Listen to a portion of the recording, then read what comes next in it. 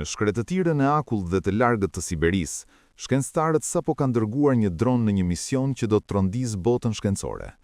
Ajo që pajisjet kapën brenda një krateri gjigant ishte përtej çdo parashikimi.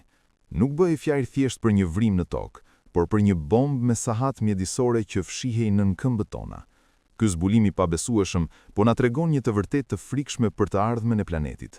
Qëndroni me ne për të parë pamjet që shkencëtarët mezi i besuan dhe për të kuptuar rrezikun që po del nga thellësitë e akullit.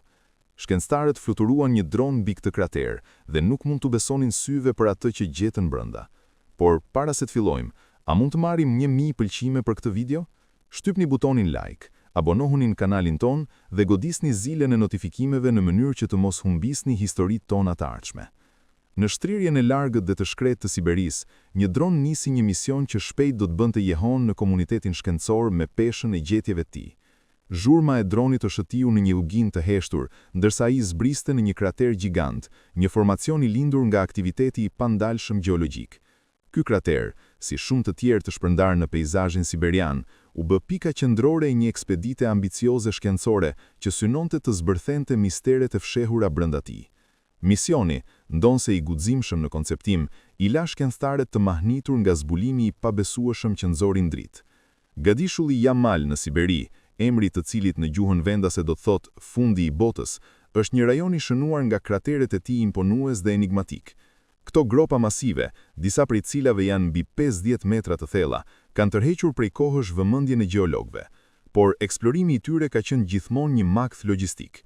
Toka rreth kraterit është jashtëzakonisht e paqëndrueshme dhe muret e akullta mund të shemben në çdo moment, duke e bërë të pamundur zbritjen e njerëzve me litar. Ktu hyn dronët, autovjehiklla ajrore të sofistikuara pa pilot. Për këtë mision specifik, shkencëtarët përdorën dron të pajisur me teknologjinë LIDAR, e cila përdor lazerin për të krijuar një model 3D me saktësi milimetrike të brendësisë së kraterit. Ndërsa droni zbriste në errësirën e ftohtë, sensorët filluan të regjistronin diçka të pazakontë. Nuk ishte thjesht ajër i ftohtë, sensorët e gazit filluan të lëshonin alarma. Nën tundrën e dukshme të shterp, dronët zbuluan xhepa gazesh shpërthyese, kryesisht metan, një gaz ser me një potencial ngrohjeje 25 deri në 80 herë më të madh se ai i dioksidit karbonit në një afat të shkurtër. Ky zbulim ishte një goditje e madhe, duke ekspozuar një kërcënim të fshehur që më parë i kishte shpëtuar komunitetit shkencor. Shkencëtarët dikur mendonin se këto kratere krijoheshin nga rënja e meteoritëve apo kolapsi i thjeshtë i tokës, por droni vërtetoi diçka shumë më të frikshme: shpërthimet.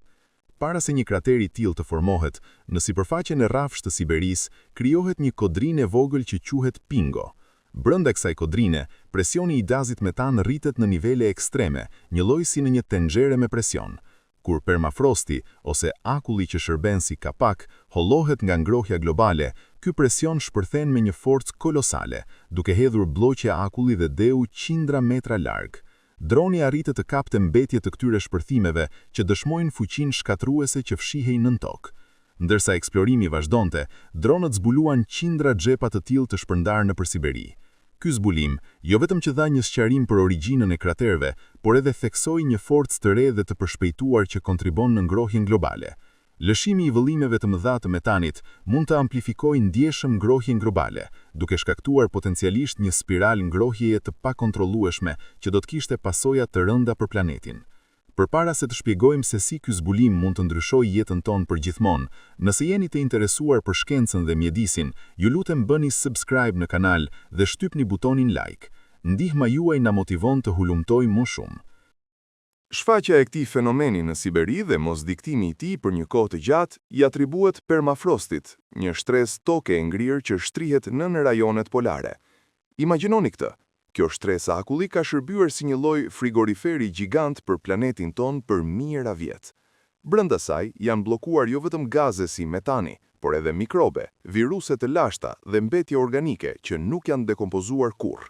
Por tani, ky frigorifer është prishur. Rritja e temperaturave globale po bën që kjo shtresë, dikur e qëndrueshme, të shkrijë, duke lëshuar gaze mijëra vjeçare në atmosferë me një presion që shkakton shpërthime të mirëfillta. Banorët vendas në rajonin e Yamalit, që në gjuhën e tyre do të thotë skaj i botës, kanë treguar për zhurma tronditse, si të shtëna artillerie që vinin nga thellësia e tundrës. Kur shkencëtarët mbërritën pas këtyre dëshmive, gjetën kratere aq të pastër dhe të rregullt saqë teoritë konspirative filluan të qarkullonin. Disa thoshin se ishin goditje meteorësh, të tjerë flisnin për prova raketash sekrete, por dronet zbuluan të vërtetën. Ishte vetë toka që po shfrynte nga presioni i tmerrshëm i gazit nëntoksor.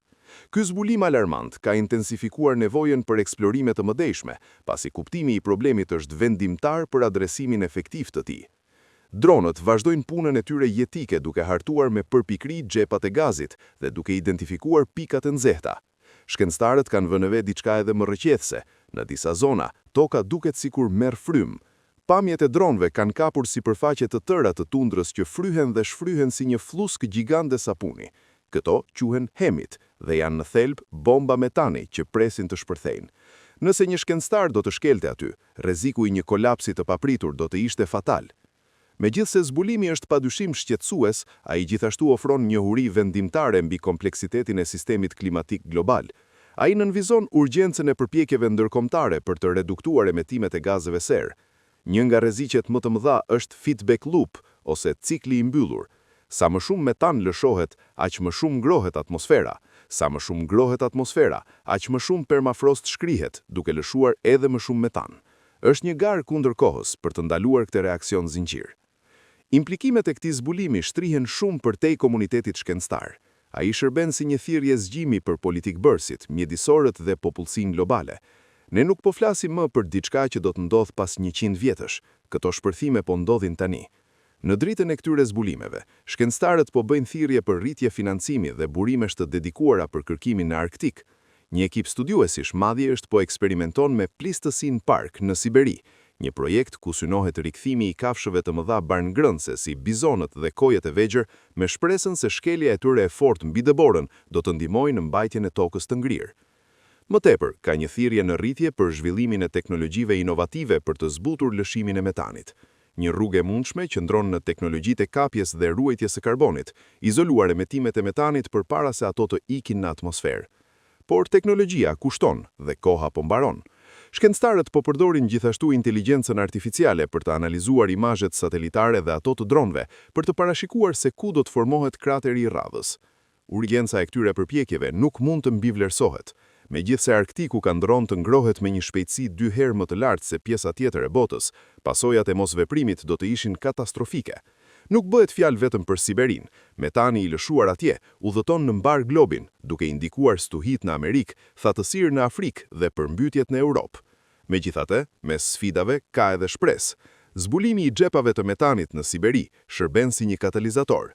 Ai na rikujton fuqinë e veprimit kolektiv dhe faktin se teknologjia, kur përdoret me zgjerësi, mund të na paralajmërojë për rreziqet përpara se të jetë vonë. Ky mision, që filloi me një dron të zemtë dhe zbritur në një vrim të errët, ka hapur një dritare në shpirtin e planetit ton. Na ka treguar se toka është një organizëm i gjallë, i ndjeshëm dhe që po reagon ndaj veprimeve tona. Zhurma e dronit mund të zbehet, por zbulimi i tij do të mbetet si një paralajmërim i fundit.